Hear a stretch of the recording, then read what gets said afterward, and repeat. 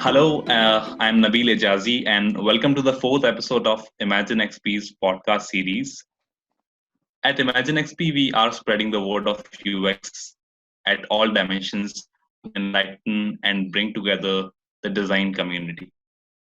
Through our various programs, endeavors, uh, the young professionals and students have been able to carve their way in UX design. Various senior UX professionals and expert from various different industries all across the globe are empaneled with us, and they have been guiding the students and edifying them in the field of UX and design thinking. Okay, so let's start the today's podcast, where our guest is none other than Geethik Veeramachaneni. Geethik is an electronics engineer turned designer. He is a UX designer at Northwestern Mutual and has been a part of Johnson Control and Adobe in the earlier stages of his career. He is into ideation, user research, information architecture, brand marketing, product design, and whatnot. So you're more than welcome, Githik, and thank you so much for agreeing to be a part of this podcast. Oh, definitely. Thank you so much for the introduction, Nabeel. When you said his skills include all those points and so on, I always remember jack of all but master of none. So I guess that's where I'm at right now. Thanks for the introduction. Well, the pleasure is all mine. So, Githik, I think we should start with the questions. So, so let's start with first knowing about where you come from, Mhm. and uh, and if you can share some instances during your childhood and your growing up years when design actually influenced you. Sure, and that's a good question to start off with. Nabeel, before we dive in to the podcast, I wanted to take a quick minute to recognize and appreciate all the essential workers, that have been helping us through the crisis. I think they've been doing a tremendous job over the past several weeks, and I can't imagine what we would do without them. So thanks to them, and thanks to you all for staying inside and tuning in. I currently live in Milwaukee, Wisconsin, like Nabeel just mentioned. But I'm originally from Hyderabad in India. I moved to Chicago to pursue my master's degree at DePaul University, which is also in Chicago. Nabil, with respect to your question about the influence on my childhood, I think every designer goes through what you may call as episodes of things that influence them. And it's quite magical because all these things that influence them start stitching together, and it really comes down to the people and them listening to their instinct to understand these episodes that have been stitched together and to get an instinctual feeling out of it. Um, there were quite a few episodes for me, but I think a couple of things that I remember right out of my mind is I think like when I was in my schooling around my fifth or sixth standard, I was not good at education anyway. But whatever I was interested in, I just couldn't grasp by reading or writing. Like I had to draw it out. For example, I would draw out complex concepts, like make a rectangle, triangle, and a circle, give it certain characteristics, and try to link, them up by logic. I mean, that's how I used to break down stuff. And as soon as I understood that concept, as soon as I broke it down, it gave me an immense satisfaction of like not just understanding the concept, but the fact that I was able to figure it out. But going back, I always wondered, why are these textbooks, why are these things designed in a way where only a certain section of people can actually understand, but a certain section, need to put in extra efforts, or if I may add, alternate efforts to be able to grasp that. But that just stayed in my mind. Um, but slowly after that, I started developing this obsessive behavior of figuring things out and making it easy for people. Like you wouldn't believe how I was like just during my teenage years. I think it was this cycle of solving people's problems, making it a great experience, and then getting a satisfaction and being appreciated by it. And this became an obsessive cycle, that it started to give me my teenage dopamine essentially. Also, if I may add, and this would be my last point for this question without taking a lot of your time, I would say I think a part of my design influence, not completely related to design, but the process itself, I think has been through my parenting. My dad loved, and he still loves, getting things done in an order. Like everything that I started doing needed to be in an order, and everything when I ended it had to be in an order. So I guess you could say that's where my journey mapping skills really started off, even before I knew it. But yeah, that's a little bit about my design influence, if that made any sense. Wow, great. Yeah, definitely. The point that you said there, like solving people's problem, and then coming out with a sense of satisfaction is altogether an obsessive cycle, which really led you towards this path of life and this path of career. Right, Great. right. So now this question is something that I'm sure a lot of listener would love to know. Hmm. So from engineering to design, how does your entire journey looks like, and why did you decide to take this turn into design? Right. I kind of had a little smile even before I knew the question, because usually when I go to any interview, Mhm. at least in the United States, that was my very first or the second question. You started Oh, off as an electronics engineer, and right. why design? I guess everybody is curious in a way as to the journey itself. I might piss off some colleges that I studied at, but I think the worst period of my life started right after I finished my high school. Through 2 years of intermediate, you've been through that as well. Through 4 years of engineering, I had no real purpose, nor was there anything that I was looking forward to. Mhm. Everyone just followed this path, and kind of parents had a little bit of influence of pushing me into that path, and I just followed it. But I was like, well, I have a limited option of getting into engineering anyway because I need to do it. So, like, what is my best option on Mhm. that? Well, one, I loved electronics by then. And then the other offerings were either very complicated or they just didn't have the spark in them. No pun intended. But I was like, okay, well, I love electronics. Let's just go with electronics engineering. But here's a fun part, though. As I was trying to get through engineering, parents don't really leave you at joining the college, right? They want better grades and they want you to do well. So this is a funny secret that I've not shared before, like how I got through some of the exams. I should honestly say, I think somewhere from my third year or even my second, I absolutely never prepared for my exams. It's interesting looking back because I actually used design to write my answer papers. Like I never used to prepare for an exam. And then what I would do is I would literally design my answer sheet with like neat borders and random diagrams and excellently written hardware, with all those hardware writing. And Mhm. one day, even I didn't believe there was a subject called AWP. I was so dumb I didn't even know the full form of that. I scored a 95 on that, and a 95% on that, and I didn't know anything about it. Mhm. So I guess I subconsciously, without knowing, did some user research on the person that was correcting the papers, and I knew what they wanted, that it was not really the context of the text, but it really about what it looked and what it made sense or not. So after that, my dad wanted me to move to the US. This was a second phase of trying to make me go with the herd. But I knew at that point, and I was old enough to think that this is where I had to make a choice for myself. I was really interested in filmmaking, partly because my dad was already in that industry, and I wanted to do something on the creative side. So I found a degree, not very expensive, for filmmaking at DePaul University, which is how I chose that university in the first place. I fought really hard at home, had a lot of arguments, and finally, when I made it over here, I went through the first semester of the filmmaking, and I immediately realized this was not for me. Um, there Oh, were there are a lot of reasons that everybody goes through. I just realized it was not for me. But to end the story on a sweet spot, I one day, just trying to figure out what am I going to do with my life. Like I stumbled on this workshop called free HCI workshop, Human Centered Design Workshop, and I went there. And halfway through, like I knew this is exactly what I wanted to do, because partly because there was half of things that I needed to learn, but there was another half that I already knew, like technology, the things that I was already interested in. It just made sense for me to combine both of those things and try to see if this worked out for me. And as of now, it's working out well for me. great, great. Yeah, definitely. I'm sure there would be quite a lot of people who can really resonate with what you've just said here.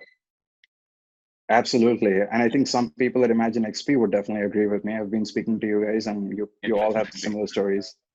Right, right, right. Yeah. So, Geethik, talking about your current profile now. So, working at Northwestern Mutual as a UX designer. So, uh, would you talk little bit about your role and how does a typical day at work looks like? Okay, cool. So just a little bit of background on people that don't know about Northwestern Mutual. NM is a finance company. They primarily do life insurance, disability insurance, and they have like a whole set of products.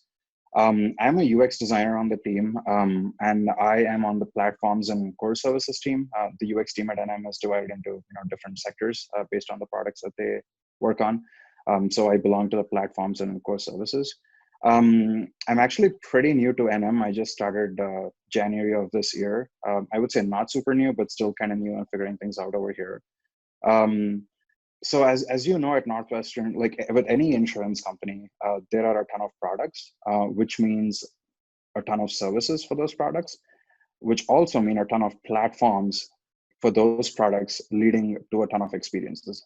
Right. So I'm currently working on two of those experiences. One is called a CX and one is NMC. What CX essentially in a nutshell is, if you buy life insurance, you get a dashboard. All your products are assembled there and you track your products there.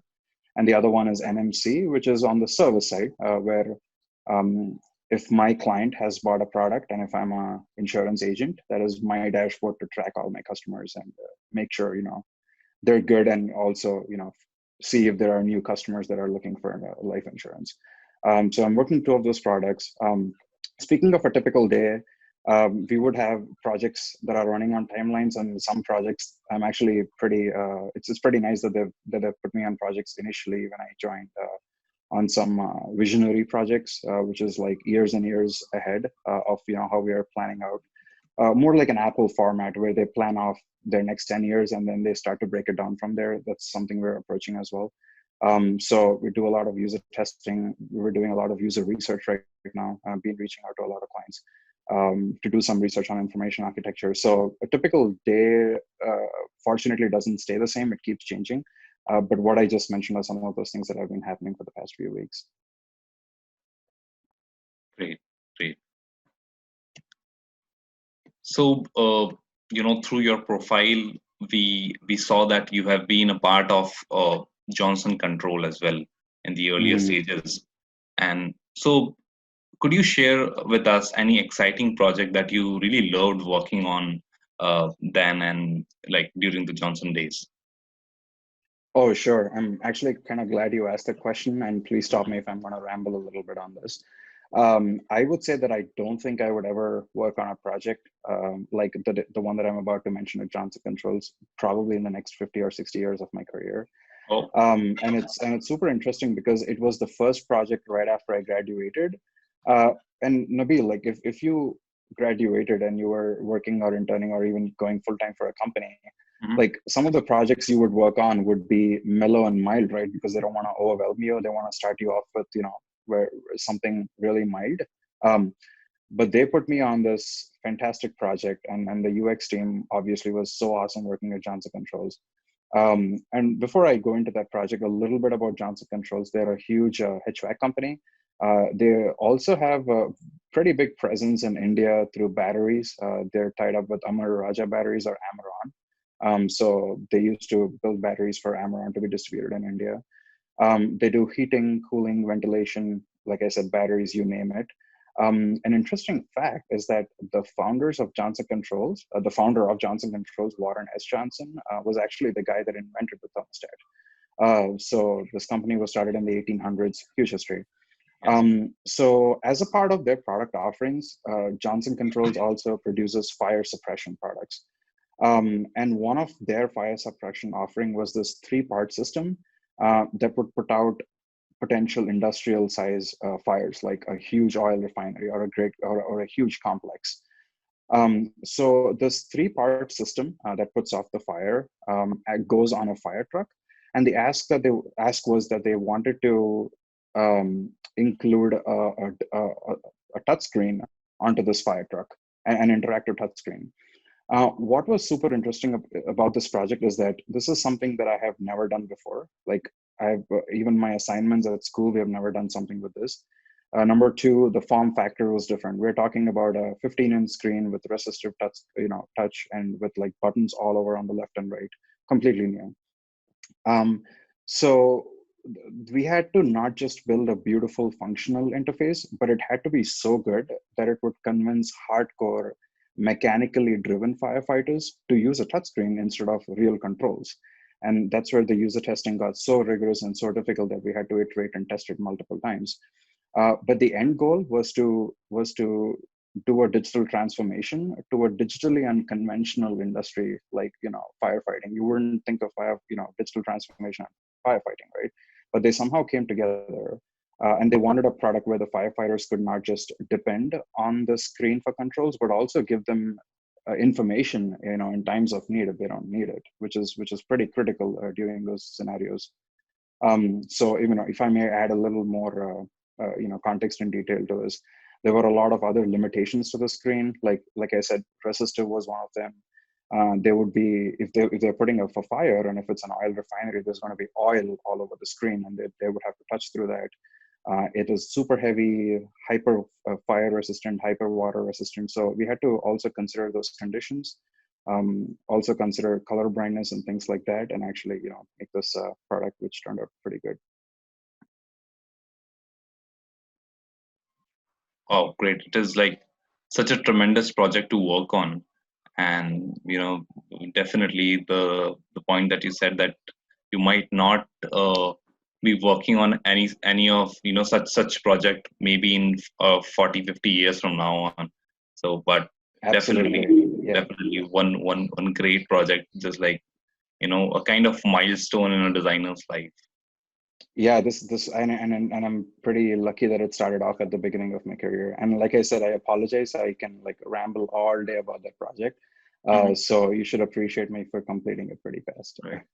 So Geethik, what were your key takeaways from all these experiences, which really set you up for the position that you are currently at at Northwestern Mutual? So, what were all these takeaways? Um, and Nabil, I think there are so many things that you can consider as expertise, right? Like different people have different takeaways. For some people, tools, methods, processes, etc. But in my view, including all of those, my expertise, I believe, lies in three things. One is problem solving. Number two, unlearning. And number three, storytelling.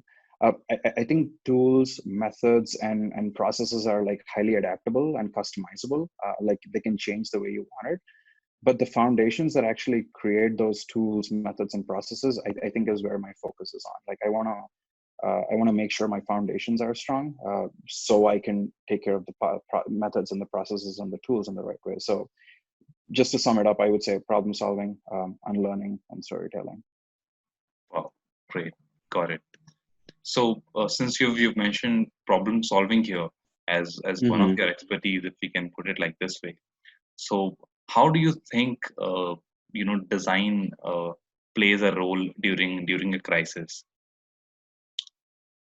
Oh yeah. So like a situation like this, like where we all of us are at currently. So how do you think Mhm. what role design plays in such crisis? That's actually an excellent question, and it really is well stacked in the same level as designing for good, because these are so vague, but at the same time, there's so much we could do about it. Right. I feel like the current crisis, and I'm going to talk in terms of UX, is like a self-involved user study. What that means is you're involved in a real life scenario along with the user. Like how many times does it actually happen? You usually talk to a user when that scenario is already completed or before the scenario is about to happen, but you never get to be a part of that. Yes. As unfortunate as this crisis is, I think it's a tremendous opportunity for designers to like involve, just observe, and also just draw insights. And like I always say, design doesn't have to be sitting in front of your MacBook and doing something with Sketch or InVision. Uh, Drawing insights is a quality of designer. So just involve yourself, observe, and draw insights. And also, design is not just, I'm just reiterating what I just said, but it's not a pixel perfect poster. That's a huge misconception a lot of organizations and individuals have. Design can be the means as well as a method to solve a problem, and we have a huge problem on hand, and like I said, we have a opportunity to solve it. If I may take a couple minutes just to talk about this a little more. I was just listening to a TED talk by someone that gave me a huge insight into what designing for crisis means. So this guy was in Florida with his wife and his kids. They were just playing on the beach, a nice, beautiful, sunny day, and suddenly the daughter passes out and she can't respond. So they call the emergency. They have a special emergency chopper that comes to airlift her, take her to the hospital. And while these parents were being driven by some good local Samaritans, and they were driving them to the hospital.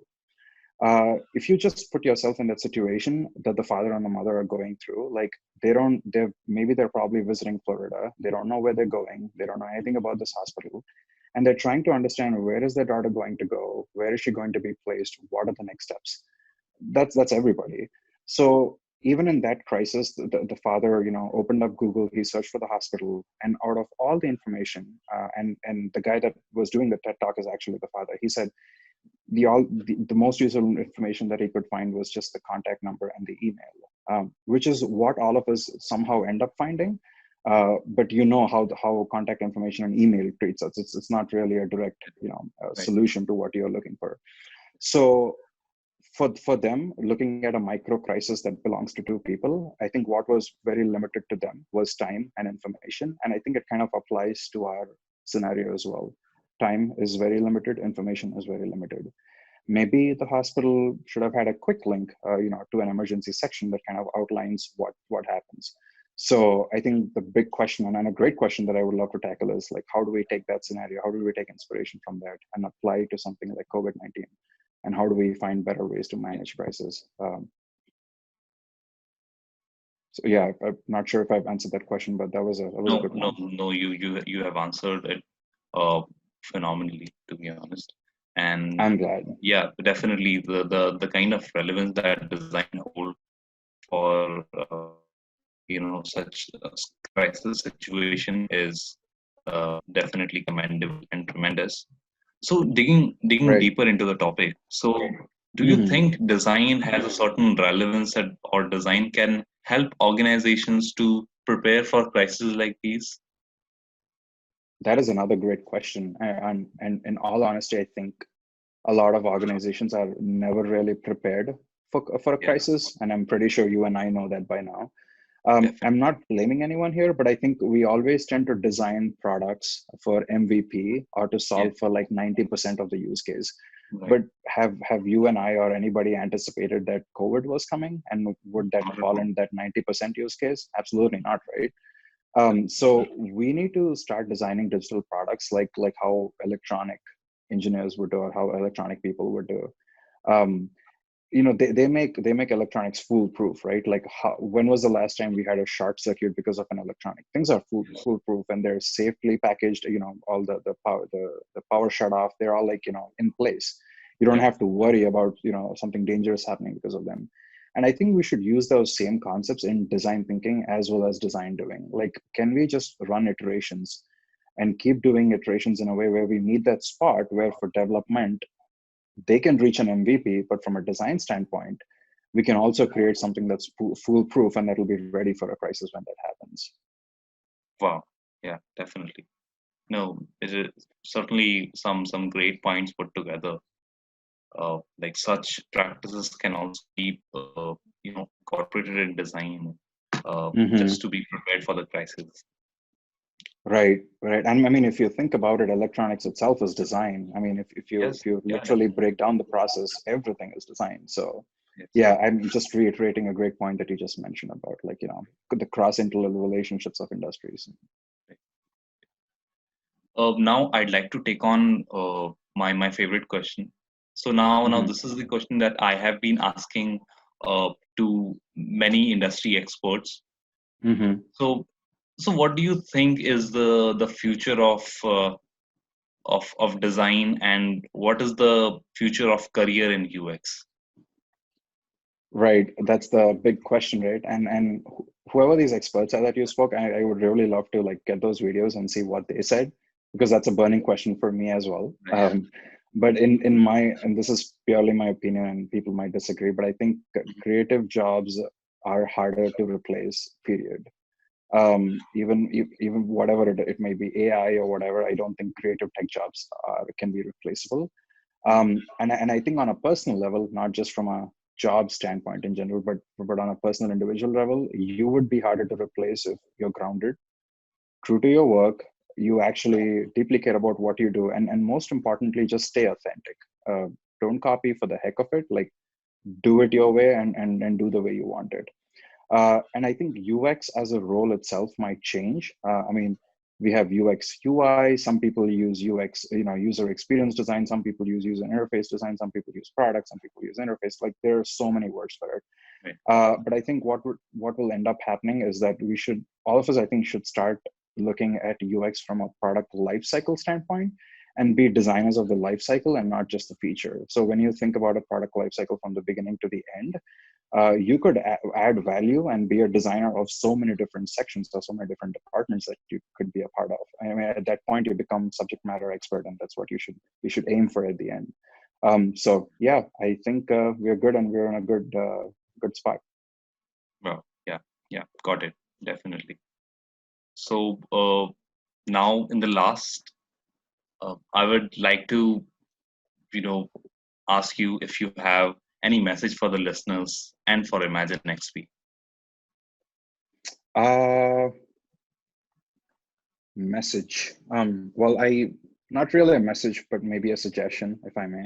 Yeah. My only suggestion would be to start thinking about design, not just as a solution to a problem, but more about finding the right problem to solve. If that makes sense. I think a lot of us have challenges not to find a solution. I think our biggest challenge is to find the right problem to solve, and that is so true with across people and organizations. Right. I've it's been a short term that I've started collaborating with ImaginXP, but I've gone through some of your reviews. I've gone through your website. As a UX myself, I did of course do some research. I honestly feel ImaginXP is a great platform, for people to strengthen their foundation and take a leap into the world of design.